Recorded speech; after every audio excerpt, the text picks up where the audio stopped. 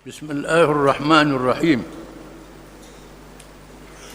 Abu Bakar radhiyallahu an mengarahkan agar semua tentera Usamah radhiyallahu an berkumpul di Juruf.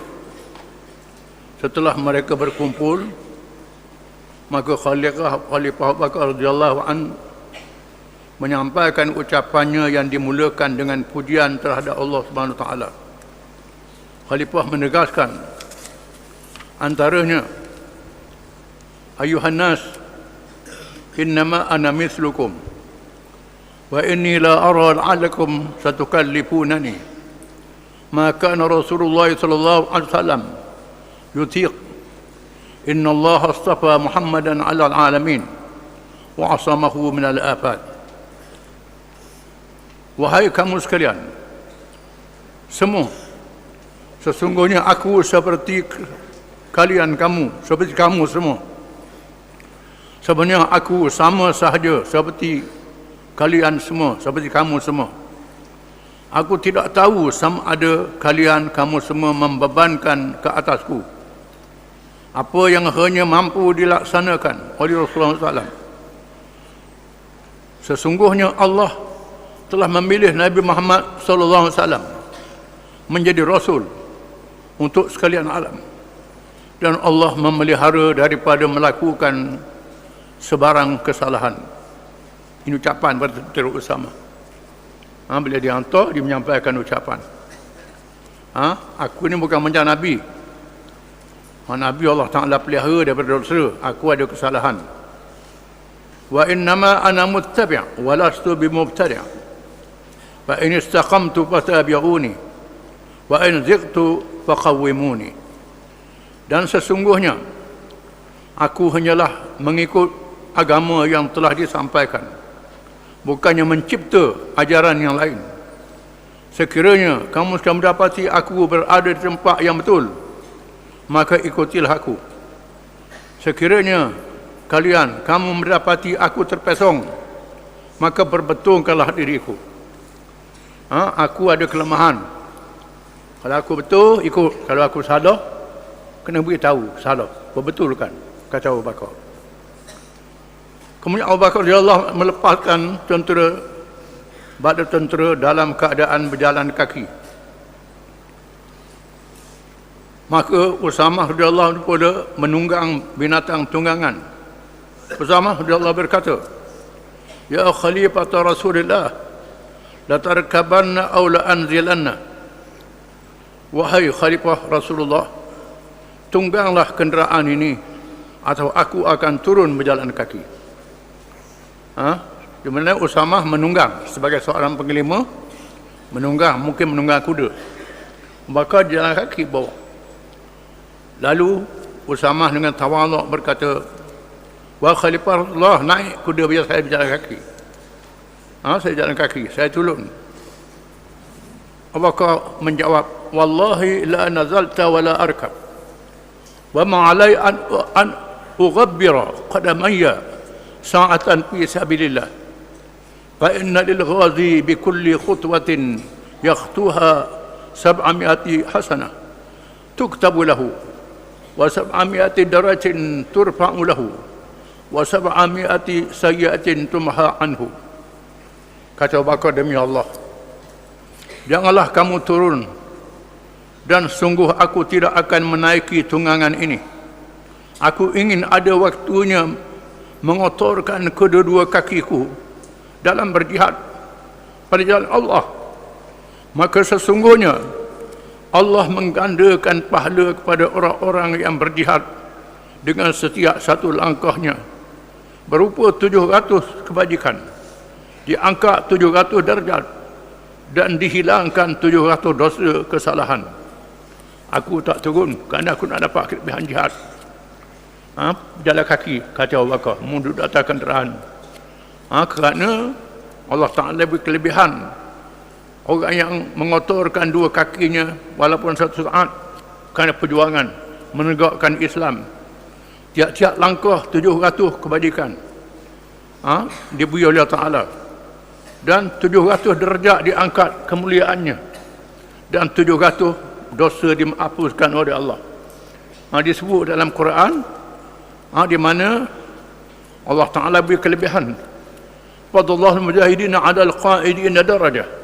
Allah Ta'ala angkat mereka yang berjihad lebih tinggi mereka yang duduk tak berjihad, dengan derajat yang tinggi di sisi Allah Ta'ala. Ada ulama katakan jauh derajat itu antara langit dan bumi, jauh. Orang yang berjihad dengan mereka duduk tak berjihad, antara langit dan bumi jarak tinggi, kelebihan diberi Allah Ta'ala.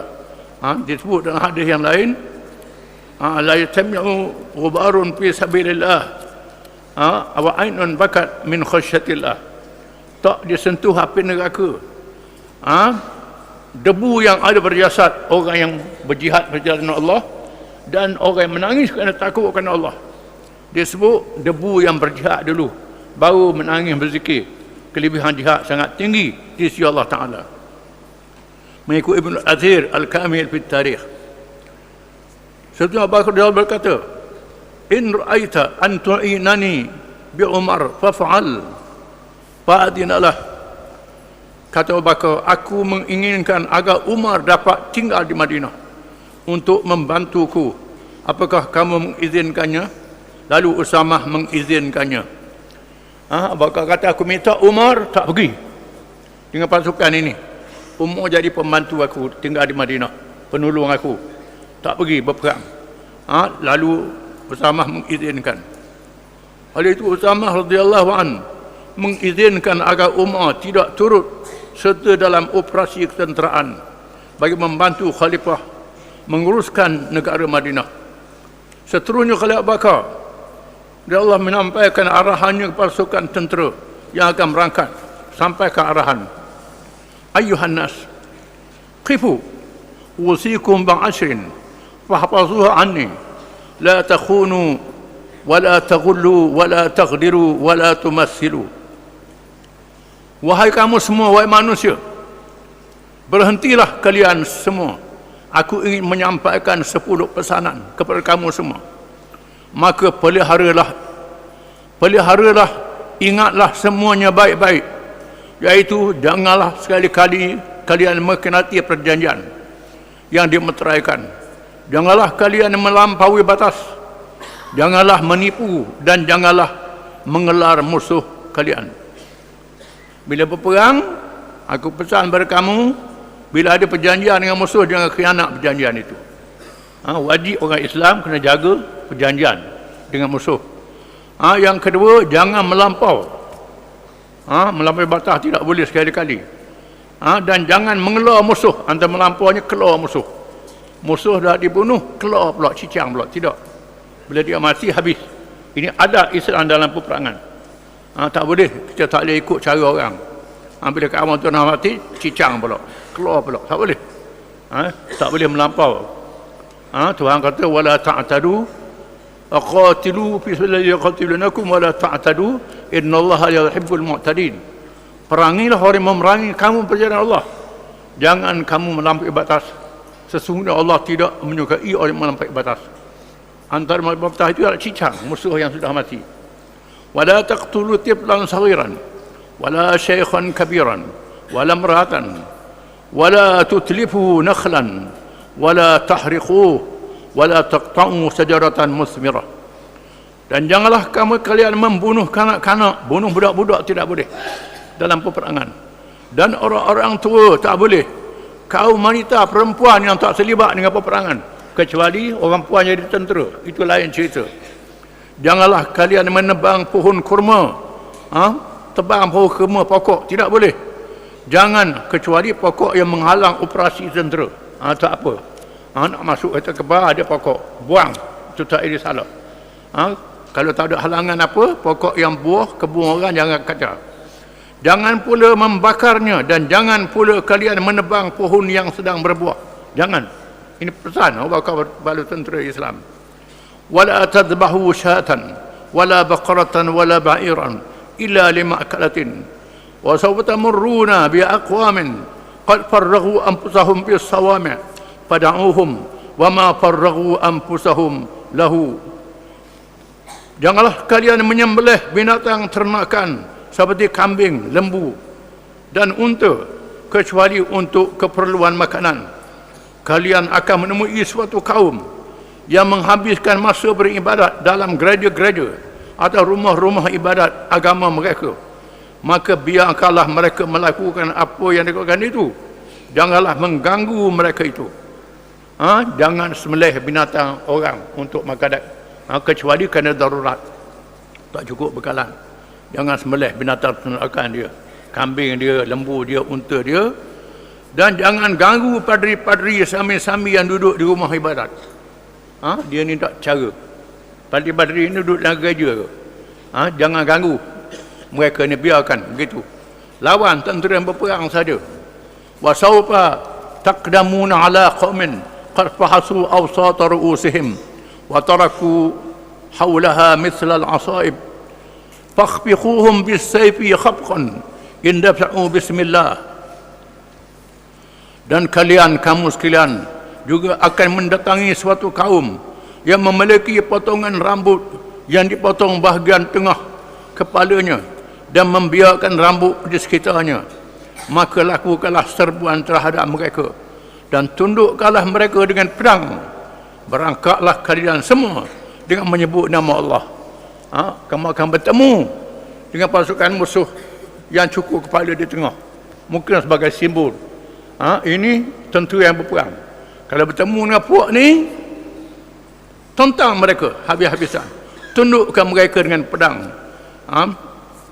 Dan teruskan perjuangan dengan bismillah, dengan nama Allah. Islam, Ibnu Katsir Al-Kamil fi Tarikh disebut dalam kitab ini.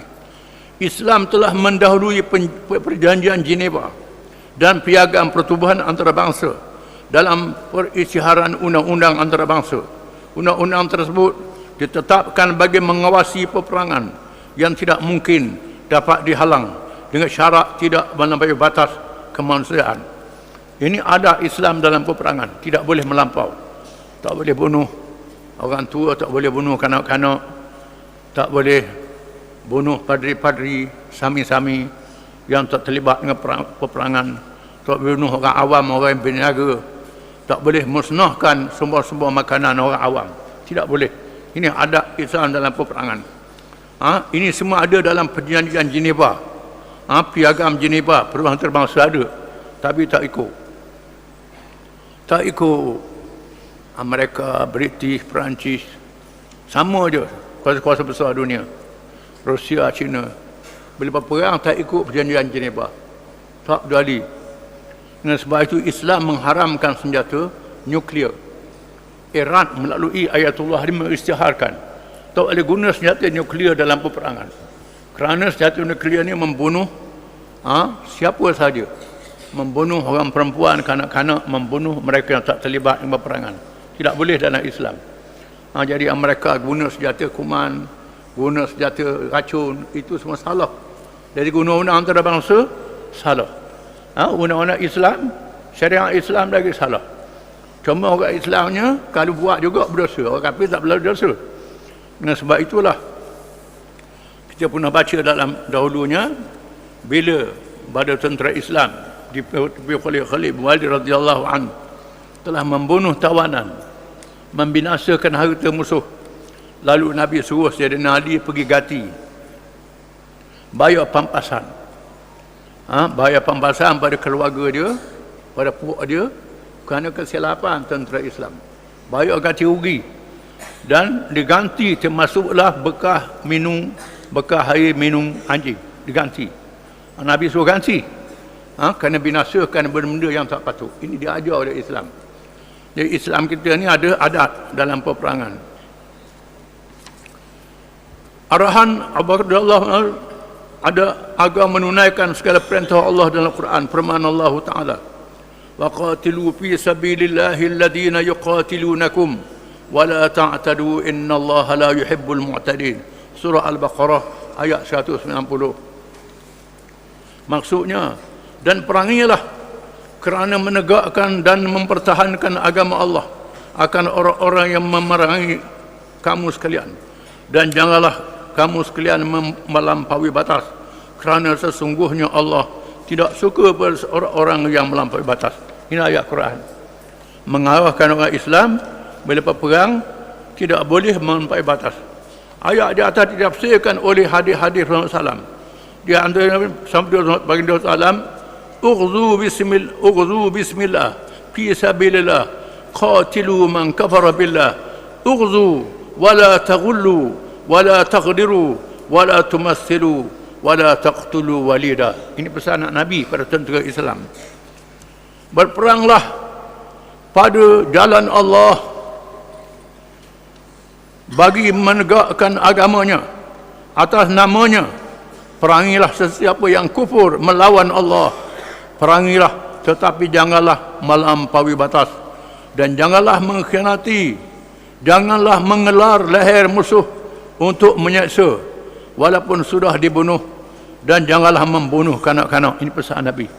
Hadis riwayat Muslim, At-Tirmizi, Ibnu Majah dan lain-lain. Ini pesan Nabi. Bukan reka-reka. Nabi pesan. Ayat Quran memerintah. Jadi kita kena sedar bahawa dalam Islam ni ada ilmu fiqh.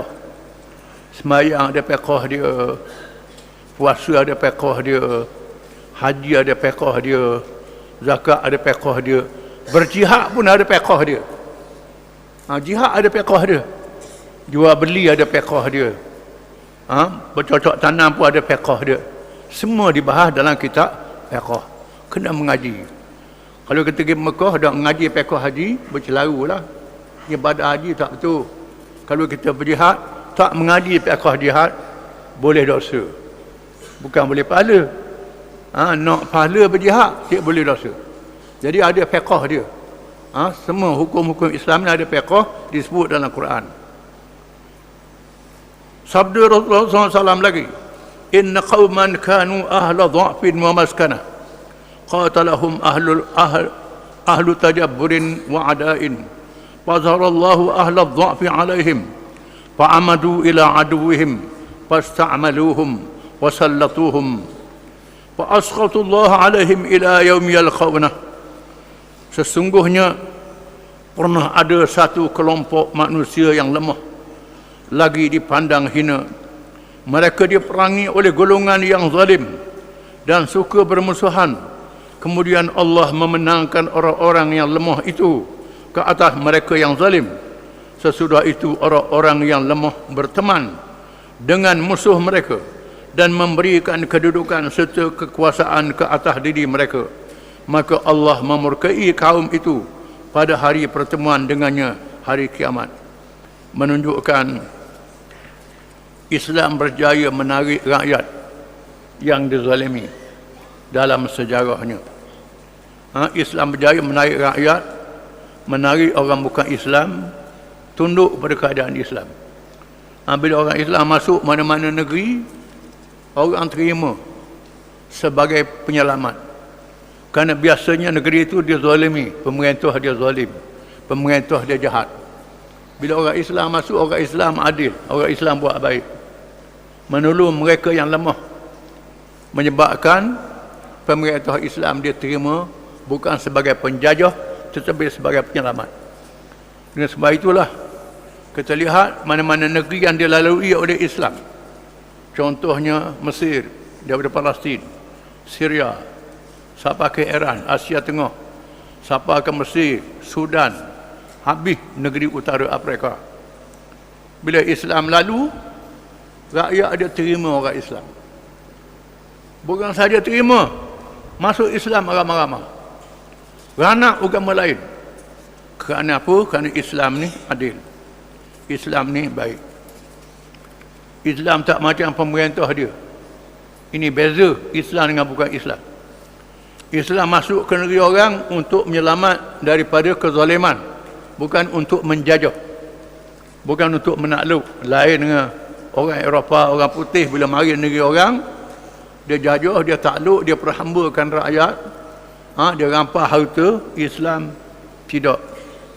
Tawanan-tawanan perang dijadikan abdi. Kerana orang Islam ditawan jadikan abdi.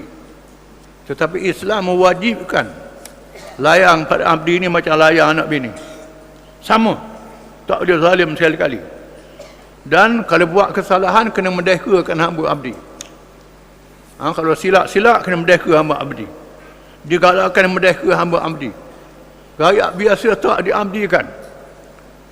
Hasil-hasil bumi, orang Islam yang orang rakyat negeri yang masuk negeri rakyat dia masuk Islam, dia ambil zakat.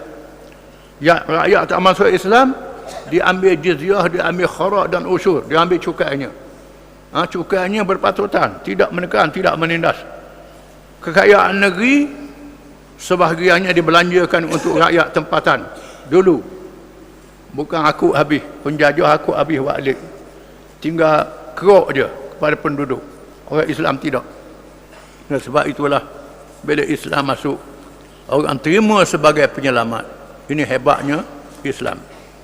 Usamah radhiyallahu an berjaya melaksanakan tugas yang diberikan dalam tempoh masa 40 hari sahaja. Dengan pertolongan daripada Allah Subhanahu Wa Taala dan perjalanan pulang. Dalam perjalanan pulang, mereka berjaya mempengaruhi sebahagian kabilah yang ditemui sehingga hasrat untuk mereka murtad dibatalkan demi menyaksikan kehebatan bala tentera Islam yang berjaya menghadapi ancaman bala tentera Rom. Bila pergi, rupanya Rom rasa gerun, tak keluar, lari. Tentera Usamah bertolak balik 40 hari saja. Dalam jalan balik ni, kabilah-kabilah yang murtad masuk Islam semula. Kena melihat kehebatan tentera Islam. Ada yang nak murtad, tak jadi murtad. Kena melihat kebaikan tentera Islam. Jadi begitu. Bila Islam ni menyelamatkan manusia, orang murtad jadi insah semula, jadi bertaubat. Orang kafir masuk Islam, jadi begitu. Tak dipaksa. Kerana masih ada lagi orang bukan Islam. Tak dipaksa. Kamu nak ikut agamamu, sila. Tapi Islam diberi kuasa memerintah dengan adil dengan baik. Ini kehebatannya. Tentera Usamah telah memberi satu kejayaan yang besar, iaitulah menggerunkan tentera musuh, menggerunkan orang-orang murtad. Kemenangan dia beri dengan tidak melawan, dengan kehebatan pertolongan Allah Subhanahu Wa Taala. Keterkaitan khalifah bagi meneruskan tugas tentera Usamah radhiyallahu anhu, banyak memberikan pengajaran dari segi politik Islam.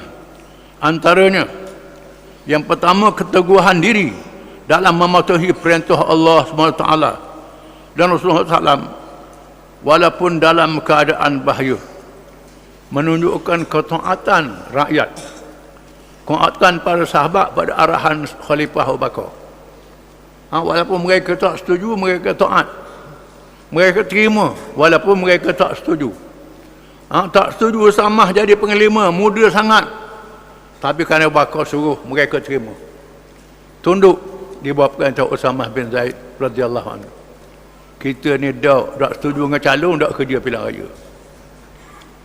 Tak setuju dengan pemimpin, lari. Bukan masalah dasar. Ini silap. Berjuang-berjuang nak tegakkan Islam, boleh dosa. Boleh dosa. Di mana kepimpinan dia tahu apa yang dia buat, bagaimana langkah-langkahnya, penyusunannya. Dan sebab itu wala, setia dan taat penting di dalam jamaah Islam. Kita kena sedar, jangan pakai ikut suka kita. Di sini kita melihat bagaimana Sayyidina Umar tak setuju dengan tentera Usamah kerana muda, kerana Islam dalam keadaan bahaya, dikepung. Tapi Abu Bakar buat keputusan kena pergi juga. Usamah kena lantik, kerana Nabi dah lantik dia. Mereka terima, mereka patuh. Ini taat, setia dalam Islam. Di antara bai'ah yang Nabi buat dengan orang Madinah, bai'uni anas ala sam'i wa ta'ati bin nasyati wal kasal. Nabi kata orang Madinah bila nak berhijrah, minta orang Madinah, kamu taat kepada arahan aku. Masa rajin, masa malas, setuju tak setuju, kena taat arahan aku. Ini Nabi minta pada orang Madinah. Kecuali suruh minum arak, suruh tinggal semayang, itu lain lah. Ini suruh buat apa, perintah apa, tugas apa, setuju tak setuju kena buat. Ini setia di dalam perjuangan. Dia dalam jamaah, kita kena sedar. Jadi pengajaran yang boleh kita ambil daripada peristiwa Usamah ni ialah ketaatan perintah kepada kepimpinan. Ini perintah oleh Allah, oleh Nabi, bertaat kepada kepimpinan walaupun dalam keadaan bahaya. Kematangan strategi bagi menghadapi musuh dalam kalangan munafikin serta musuh luar dalam kalangan pemberontak murtad yang sedang mengepung Madinah dan kuasa besar dunia dari timur dan barat yang mula bergerak untuk menyerang. Di mana bila Nabi tegakkan kerajaan Islam di Madinah, kaum musyrikin sebahagian besar masuk Islam. Kuasa besar Parsi dan Rom tak masuk Islam.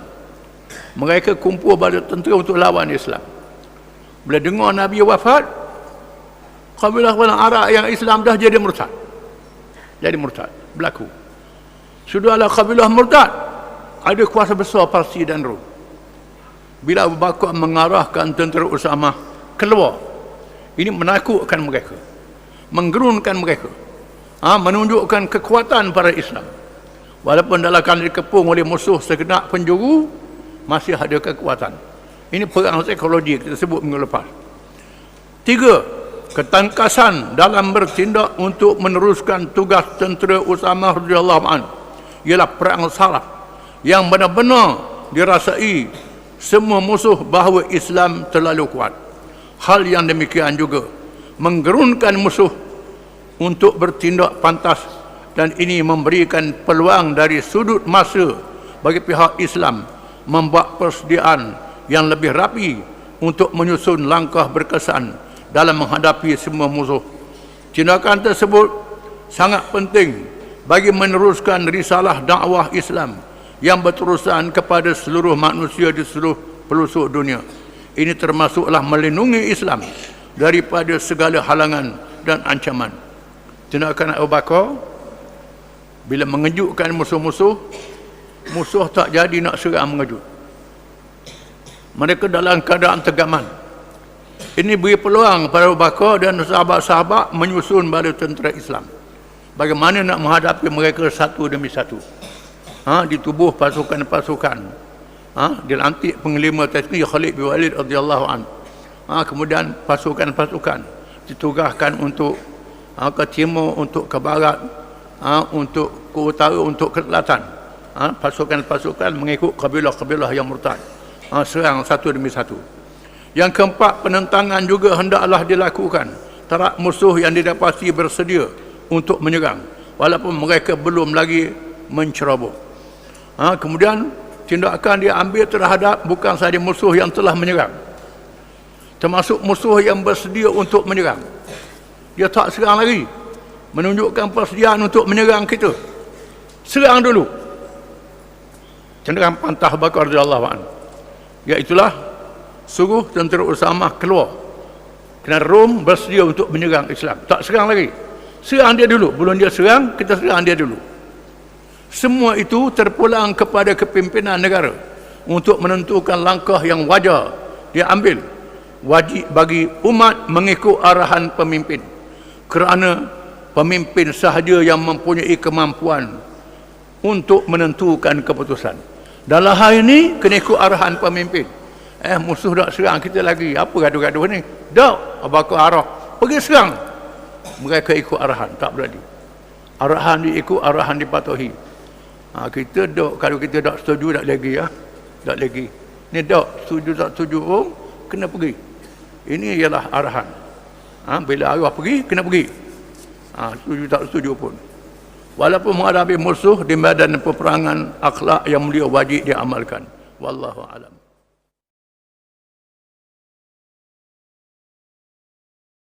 Bismillahirrahmanirrahim. Kita sambung tentang Bakar radhiyallahu anhu. Walaupun menghadapi musuh di medan peperangan, akhlak yang mulia wajib diamalkan sekalipun terhadap musuh yang zalim. Arahan Abu Bakar radhiyallahu anhu kepada tentera Usamah radhiyallahu anhu ialah melaksanakan perintah Allah dan Rasulnya sallallahu alaihi wasallam. Kita baca arahan Sayyidina Abu Bakar kepada tentera Usama dan tentera lain yang akan baca kemudian. Tidak boleh membunuh perempuan, tidak boleh membunuh kanak-kanak, tidak boleh membunuh orang tua, tidak boleh merosakkan kebun orang kecuali kerana halangan perjalanan tentera. Tak boleh semenang-menang, tidak boleh menyincang musuh. Itu semua perintah agama daripada Allah, daripada Nabi sallallahu alaihi wasallam yang kita baca ayat Al-Qurannya. Orang Islam wajib kena ikut. Jaga akhlak walaupun dalam menghadapi musuh. Tengah berperang, terhadap musuh pun ada akhlak. Arahan Abu Bakar radhiyallahu an berkisahkan pesanan Rasulullah SAW kepada panglima tentera Islam di setiap medan peperangan. Keseluruhan arahan ini dijadikan asas yang penting kepada pembentukan undang-undang antarabangsa dan piagam yang dimeteraikan dalam dunia hari ini, khususnya selepas Perang Dunia Pertama dan Perang Dunia Kedua. Apabila persidangan antarabangsa yang diadakan di Belanda dan lain-lain lepas Perang Dunia Pertama, Perang Dunia Kedua yang besar dalam sejarah moden, di mana ahli undang-undang berbincang bagaimana nak buat peraturan peperangan, undang-undang antarabangsa,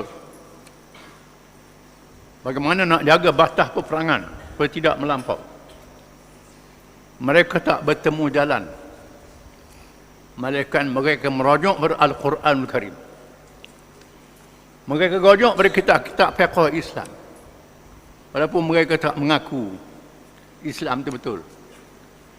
Mereka menemui jalan buntu, tak tahu nak fikir nak buat undang-undang antarabangsa, sehingga mereka baca terjemahan Quran, tanya orang tali yang mengkaji undang-undang Islam,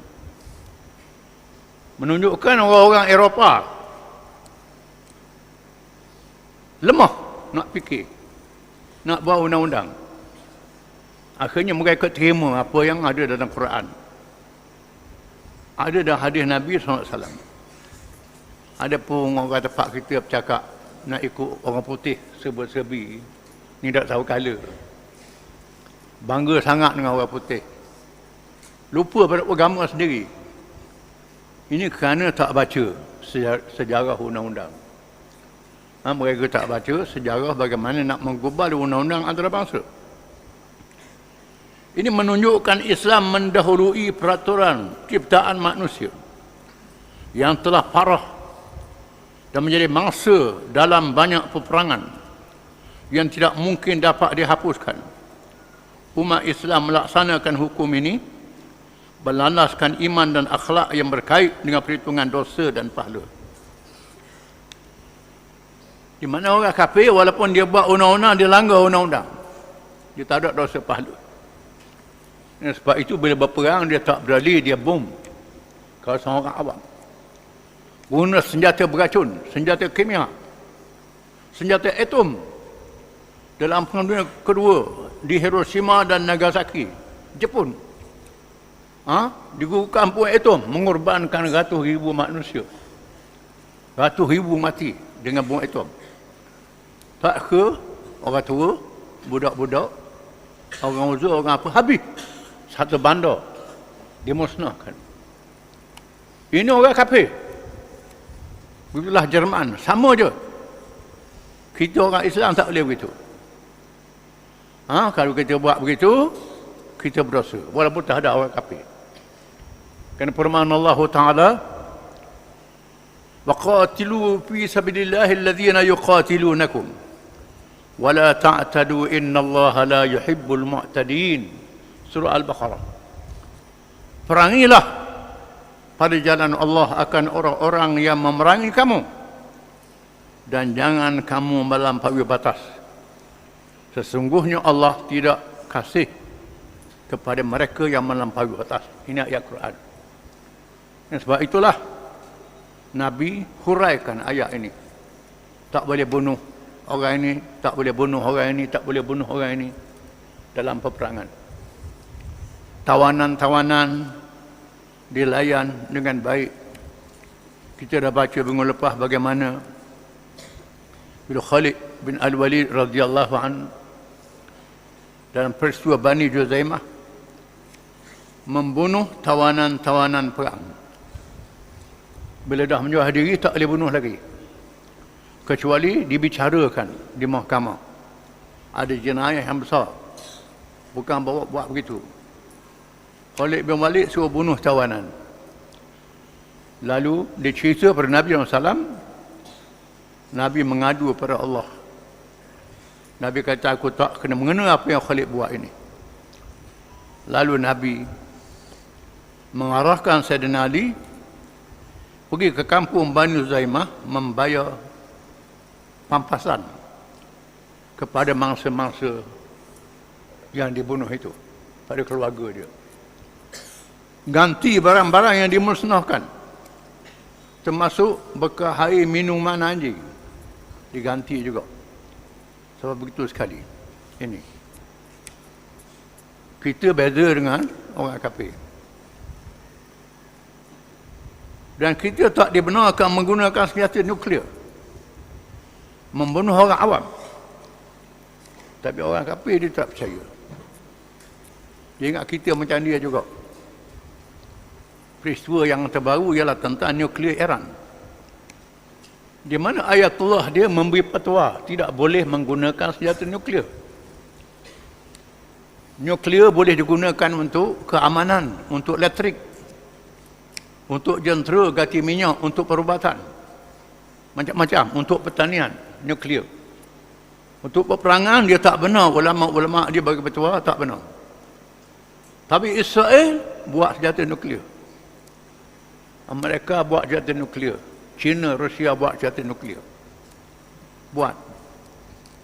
Iran, ulama dia bagi fatwa tidak boleh menggunakan senjata nuklear. Mengapa dia tak serang Israel? Kalau dia serang Israel, simpanan nuklear Israel meletup, racun dia tersebar ke negeri Arab. Dengan sebab itu dia sangat hati-hati untuk menyerang Israel. Banyak ustaz-ustaz pun tak tahu benda ni, tak mengaji bab ni, tak baca tafsir Quran, tak baca hadis Nabi, tak baca ni. Dia ingat mudah-mudah begitu peperangan ini. Walaupun dia mazhab Syiah, dia pegang dengan hukum Quran, mengikut fahaman dia. Perkara rukun sama, Sunni, Syiah, Khawarij, perkara rukun sama. Khilaf dalam masalah faraq, ni kena faham. Dengan sebab itu dia hati-hati dalam menggunakan senjata, walaupun dia punya teknologi yang tinggi boleh berperang, nak perang dunia pun boleh. Ini kita kena sedar. Masalahnya sekarang orang Arab tak ikut Quran, orang bukan Arab ikut Quran. Ini jadi masalah pada kita hari ini. Sama juga orang Melayu tak ikut Quran pun punahlah. Kena faham. Tak kira apa mazhab pun. Pemerintah Islam yang berpegang dengan ajaran Islam sepanjang zaman menghukum sesiapa yang melanggar peraturan tanpa wujud mahkamah jenayah perang oleh pihak ketiga seperti yang diamalkan pada hari ini. Kerajaan Islam membayar pampasan kepada mangsa bukan Islam yang dizalimi, perkara yang dilakukan sejak zaman Rasulullah SAW. Walhal perkara itu belum pernah berlaku sebelumnya. Sebelum Islam, perang Rom dengan Parsi tak berlaku. Zaman hari ini pun dia tembok kapal terbang awam jatuh, kapal terbang orang mati, orang awam. Kapal terbang Malaysia pernah jatuh. Yang hilang, kapal terbang Mas hilang. Begitu saja je. Kalau Islam tak boleh. Negeri yang silap menjatuhkan kapal terbang awam mesti kena bayar pampasan. Ini hukum Islam. Kalau kita tembok kapal terbang awam bukan keputusan tentera. Orang mati, kerajaan Islam kena bayar pampasan pada keluarga anak beranak dia. Kena bayar diat, dia panggil diat. Ikutlah berapa juta. Ini hukum Islam. Kalau orang Islam tak buat, dosa orang Islam. Inilah menyebabkan orang kafir bila baca Islam, dia masuk Islam. Bila tentera Islam masuk ke mana-mana negeri, rakyat negeri itu masuk Islam. Dia tengok Islam ni molek, Islam ni baik. Masalah kita hari ni, kita orang Islam pun tak tahu benda-benda macam ni. Ini jadi masalahnya. Kita mengaji bab semayang, puasa, bab batas semayang, batas puasa, bab tu je, tak belajar. Tak belajar hukum-hukum yang luas di dalam agama Islam. Akhirnya mereka yang bermusuh dengan Islam, sebahagiannya menganut Islam, dan manakala sebahagian lain lebih bersedia berada di bawah pemerintahan Islam yang lebih adil dari kaum mereka sendiri. Ini menyebabkan orang bukan Islam masuk Islam. Zaman Sayyidina Umar bin Khattab radhiyallahu anhu, Sayyidina Umar mengarahkan Abu Ubaidah Amir bin Jarrah mengambil alih menjadi ketua tertinggi tentera Islam dan pemerintah di wilayah Syam. Abu Bakar lantik Khalid bin Walid. Bila Abu Bakar mati, naik Sayyidina Umar pecah Khalid bin Walid. Pecah Khalid bin Walid. Kerana dia tahu Khalid bin Walid ni tak tahu hukum yang seluas-luasnya, bukan pecah begitu saja. Dia bijak berperang Khalid bin Walid. Dia jeneral tentera, pandai berperang, boleh mengalahkan musuh yang melipat kali ganda. Kita akan baca kisahnya. Orang Islam jumlah sedikit, musuh-musuh Islam puluh-puluh ratus kali ganda dia boleh lawan dengan taktik perang. Khalid bin Walid seorang yang pintar taktik peperangan, tetapi bukan seorang pentadbir. Bila dia takluk perintah negeri nak tadbir, dia tak pandai, dia pandai perang. Bila mati Abu Bakar, Sayyidina Umar pecah Khalid bin Walid, turunkan pangkat, atau Abu Ubaidah Amir bin Jarrah radhiyallahu anhu. Di antara langkah Abu Ubaidah radhiyallahu anhu ialah membatalkan jizyah, membatalkan cukai diri, cukai keselamatan yang dibayar oleh orang-orang bukan Islam di wilayah Syam. Jizyah ialah cukai menjaga keselamatan. Kerana dia tak terlibat dalam ketenteraan, jaga keamanan orang Islam, dia bayar cukai, dinamakan jizyah.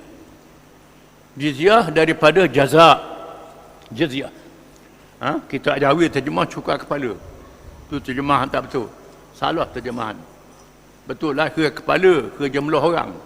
Tetapi jizyah ni asalnya jaza. Kita jaga keselamatan dia, dia bayar cukai. Yang bayar cukai ni orang yang mampu. Orang kaya, mahal. Orang sederhana bayar sederhana. Orang miskin tak diwajibkan. Padri-padri degradia yang tak ada kerja tak bayar jizyah, dibebaskan. Ini dia Islam. Bila Abu Ubaidah mengambil alih, Islam menghadapi ancaman Rom Timur, Bizantin. Jumlah tentera Rom 1 juta. Tentera Islam 230,000 saja. Tak ramai tentera Islam. Menyebabkan orang Islam tak boleh nak kawal keselamatan. Lalu Abu Ubaidah membatalkan bayaran cukai jizyah daripada orang bukan Islam. Orang bukan Islam hairan, macam mana kerajaan batal cukai? Biasanya kerajaan dalam dunia ni, penaik cukai adalah kau naik semua. Ini tak batal. Ini luar biasa. Lalu diterangkan pada mereka. Maka orang bukan Islam lebih rela berada di bawah kerajaan Islam. Tak masuk Islam lagi. Kerajaan Rom yang menjajah dia selama ini membebankan, zalim. Bila orang Islam memerintah adil, menyebabkan sebahagian mereka rela berada di bawah kerajaan Islam. Ini berlaku Abu Ubaidah melakukan demikian. Selepas itu berperang, kisah berperang kita akan baca kemudian. Perang serah pada Khalid berbalik. Abu Ubaidah mengurus, Khalid berbalik mengurus ketenteraan. Bagaimana peperangan Yarmouk yang terkenal. Puluh ribu tentera Islam menghadapi ratus ribu, 1 juta tentera Rom. Khalid berbalik mengatur strategi. Tentera Islam boleh mengalahkan tentera Rom yang boleh 4 kali ganda jumlahnya. Jatuh kerajaan Rom Timur, Byzantin. Rajanya melarikan diri ke Konstantinopel. Di mana? Syam ialah Palestin, Syria, Lebanon hari ini jatuh kepada pemerintahan Islam. Ini kehebatan. Dan rakyat Syam masuk Islam. Sikit je orang bukan Islam. Bila Islam memerintah, rakyat Syam masuk Islam, cakap Arab. Tukar bahasa jadi bahasa Arab, bahasa rasmi. Orang Syria itu bukan asal dia Arab, orang Mesir bukan asal dia Arab, asal dia bangsa lain. Tetapi setelah masuk Islam, lama kelamaan belajar Islam, tinggal bahasa dia sendiri, jadi bahasa Arab. Ini kita kena faham. Ini kesan daripada pengaruh Islam. Kita di sini sekadar kesan tulisan Jawi saja. Daripada huruf Sanskrit tukar pada huruf Jawi, huruf Arab. Maya orang putih tukar huruf Romi, kita ikut orang putih. Itu cerita lain lah. Itu melarat. Itu cerita lain. Tidak, itu pengaruh Islam. Menghadapi golongan murtad. Wallahu a'lam.